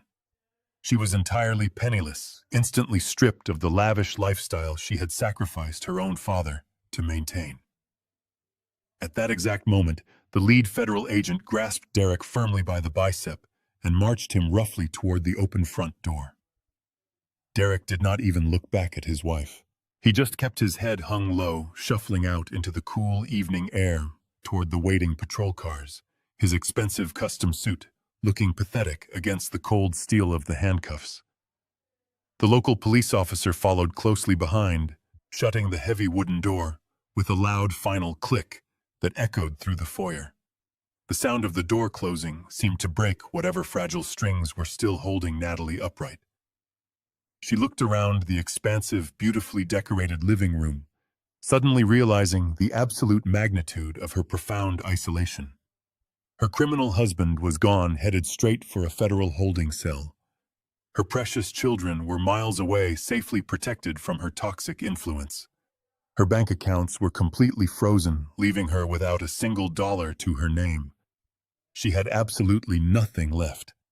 The arrogant, wealthy, manipulative woman who had stood before me just 10 minutes ago, completely shattered into a million jagged pieces, she collapsed. Her knees hit the polished hardwood floor with a heavy thud, her designer business suit crumpling around her. She looked up at me from the ground, her face soaked in genuine, terrified tears. She crawled forward on her hands and knees, reaching out with desperate, trembling fingers to grab the hem of my faded jeans.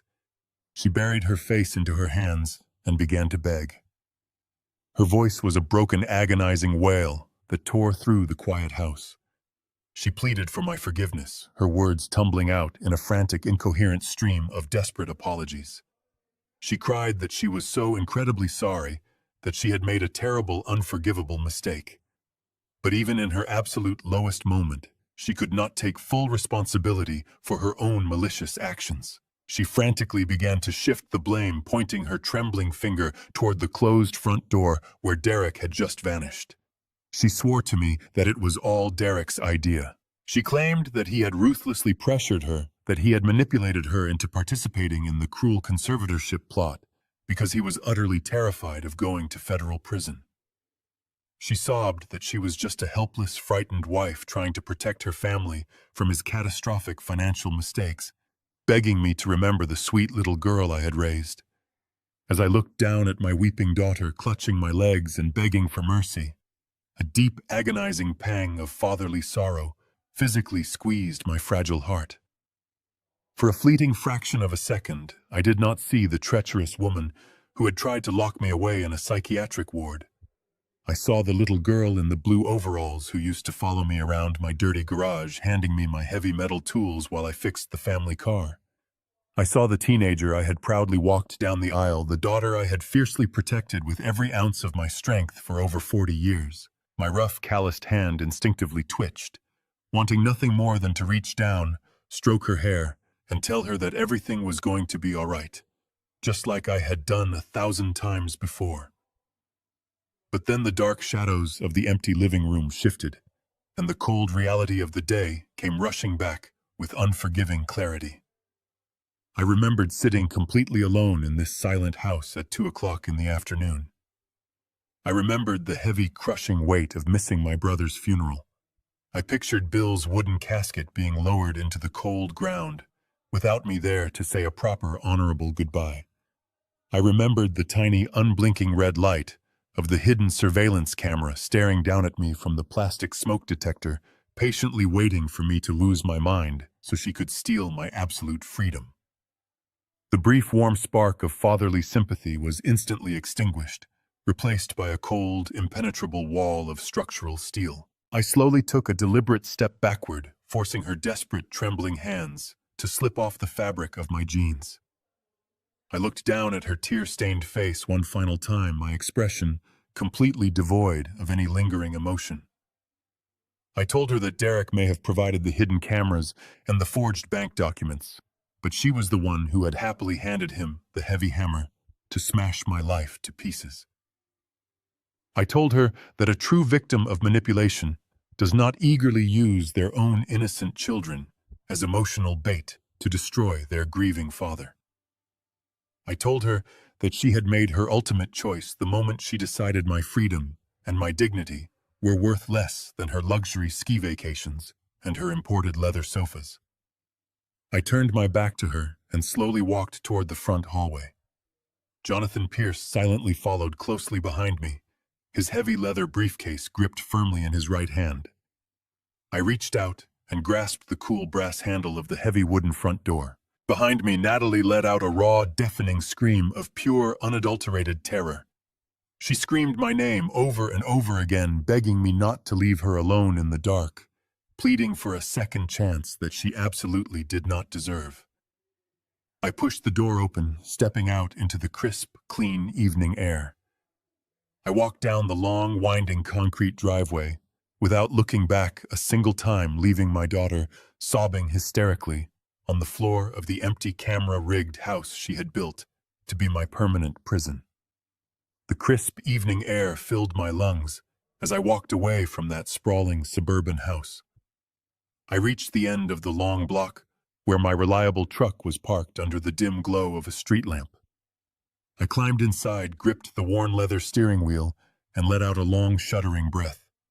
The deafening sound of my daughter crying had faded into the quiet hum of the engine, but the absolute finality of what I had just done settled deep into my bones.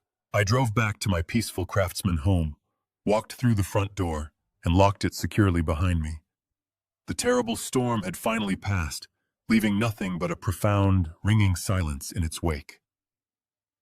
Fast forward exactly 1 month. The wheels of federal justice usually turn at a painfully slow pace, but when you hand prosecutors a perfectly wrapped gift containing high-definition audio confessions, forged bank documents, and a clear trail of stolen money, those wheels spin with terrifying speed. Jonathan Pierce called me almost every single day with detailed updates regarding the massive legal fallout. The criminal case against my son-in-law was incredibly brief. Derek sat in a cold federal holding cell for 3 days before his arrogant bravado completely shattered. Facing a mountain of irrefutable evidence and the terrifying prospect of a lengthy trial that would expose his corporate embezzlement, his expensive defense attorney advised him to surrender. Derek accepted a strict plea deal to avoid the maximum penalty. He pleaded guilty to multiple felony counts, including federal bank fraud and corporate embezzlement. The judge showed him no mercy. Derek was formally sentenced to 8 years in a federal penitentiary, completely stripped of his real estate licenses, and ordered to pay millions in mandatory restitution to his defrauded investors. He traded his custom Italian suits for a standard-issue prison uniform, locked away in a world where his superficial charm meant absolutely nothing. As for Natalie, the consequences of her profound betrayal dismantled every single aspect of her carefully constructed reality. Because she had willingly participated in the fraudulent home equity loan, the federal authorities and the national bank came down on her with absolute ruthlessness. To avoid joining her husband in a federal prison cell, she was forced to completely cooperate with the fraud investigators. The bank demanded immediate repayment of the stolen $600,000. Without Derek's illegal income to support her lavish lifestyle, she had no choice but to immediately liquidate her assets. She was forcefully compelled to sell her beautiful, sprawling suburban house at a massive financial loss, just to satisfy the aggressive bank liens and the mounting legal fees. The luxury cars, the expensive jewelry, the imported leather furniture, everything was repossessed or sold off at public auctions. My daughter now lives in a cramped, poorly lit one-bedroom apartment on the industrial outskirts of the city. She works long, exhausting hours as a low-level administrative assistant just to afford her basic monthly rent. But the loss of her superficial wealth was nothing compared to the devastating loss of her family. The family court judge reviewed the harrowing report provided by Child Protective Services alongside the horrific audio recording of her planning to intentionally traumatize me while I was mourning my brother. The court ruled that Natalie was a severe emotional danger to her children. Richard and Martha were officially granted full physical custody of little Leo and Mia. Natalie was stripped of her parental rights and reduced to a heavily restricted schedule. She is currently only allowed 2 hours of supervised visitation every other weekend. She has to sit in a sterile, brightly lit room at a state facility constantly watched by a court-appointed social worker, desperately trying to explain to her young, confused children why they can no longer live with their mother. She built a digital trap to steal my freedom, and in the end, she built a permanent prison of isolation for herself. While Natalie's world collapsed into absolute ruin, Jonathan Pierce worked tirelessly to completely repair the severe damage done to my own foundation. Armed with the legally certified revocation of the power of attorney, Jonathan systematically dismantled the fraudulent bank loan. The National Bank officially acknowledged the severe breach of protocol committed by their loan officers and the corrupt notary public. The massive $600,000 debt was entirely erased from my financial records forever. The heavy lien was officially removed, and the title to my historic craftsman house was completely cleared, restoring my property back to the safe, unburdened sanctuary it was always meant to be.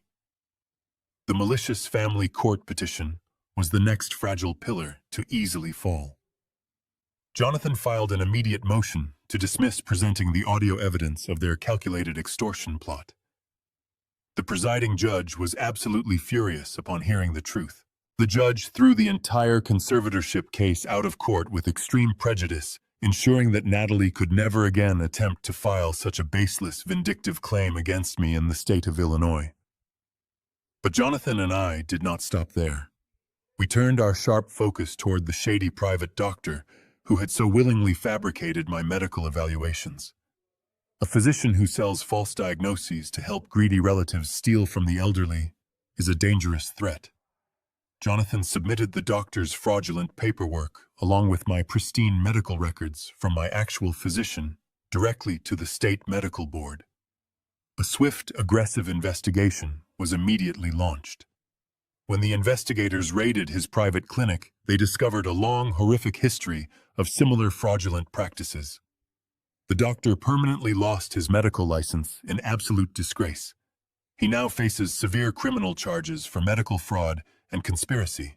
The toxic rot threatening to destroy my life was meticulously identified, removed, and utterly destroyed.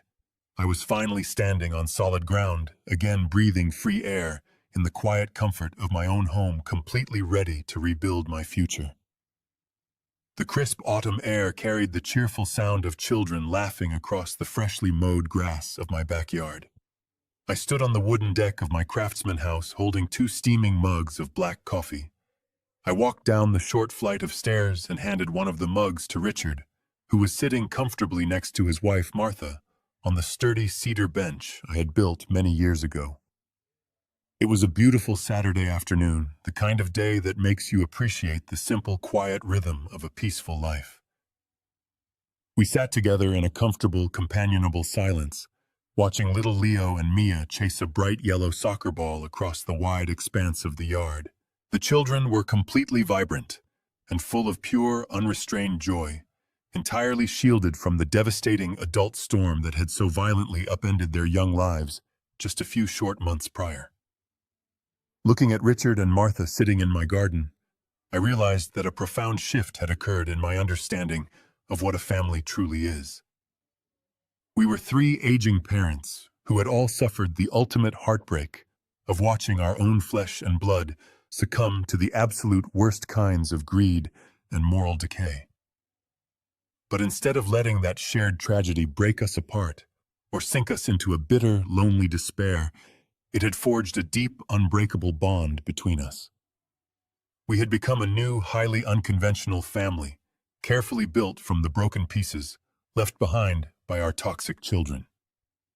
Our foundation was no longer based on blind inherited loyalty, but on absolute, unwavering honesty and a fierce mutual dedication to protecting the innocent lives playing right in front of us.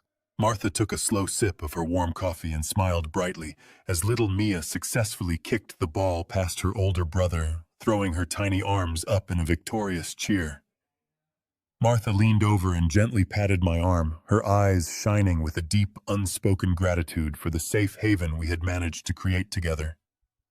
I smiled back, feeling a profound sense of genuine peace settle into the tired bones of my chest. But as a seasoned structural engineer, I know that peace is never something you can simply assume will last forever without proper support. Peace is a delicate structure that must be actively maintained, heavily reinforced, and legally protected against all future storms. That is exactly why, earlier that very same week, I had sat down in the polished downtown office of Jonathan Pierce for one final crucial meeting. We were not there to dismantle a fraudulent bank loan or file a defensive legal injunction.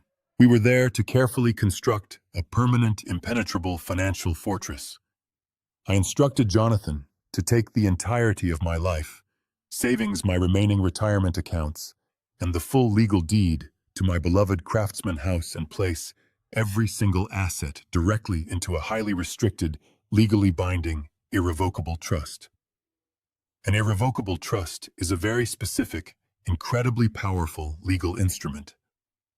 Once the heavy documents are formally signed, notarized, and fully executed, the complex terms cannot be altered, amended, or canceled by anyone, not even by me. It effectively removes my personal direct ownership of the physical assets and transfers them entirely to the protective, independent control of the trust itself, managed strictly by a neutral court-appointed fiduciary. I established this massive financial shield for one single unwavering purpose. I wanted to guarantee, beyond any shadow of a legal doubt, that the legacy I had spent 40 grueling years building with my own 2 calloused hands would go directly to Leo and Mia when they reached early adulthood. Jonathan drafted the complex legal paperwork with the exact same meticulous, aggressive precision he used to completely destroy Derek in the federal courtroom. We inserted thick layers upon layers of ironclad stipulations and strict exclusionary clauses into the dense contract. I made absolutely certain that Natalie's full legal name was explicitly written into the exclusionary documents. The legal language we utilized was remarkably cold, scientifically precise, and legally devastating. It clearly dictated that my estranged daughter was never to receive a single penny of my accumulated wealth. She was never to be granted any form of administrative access to the protected accounts, and she was strictly prohibited from ever contesting the trust in a civil court of law. Even if she miraculously managed to manipulate a sympathetic judge or fabricate another elaborate, deceitful narrative in the distant future, the rigid legal structure of the irrevocable trust would act as a massive, solid concrete wall, completely blocking her out from any financial gain.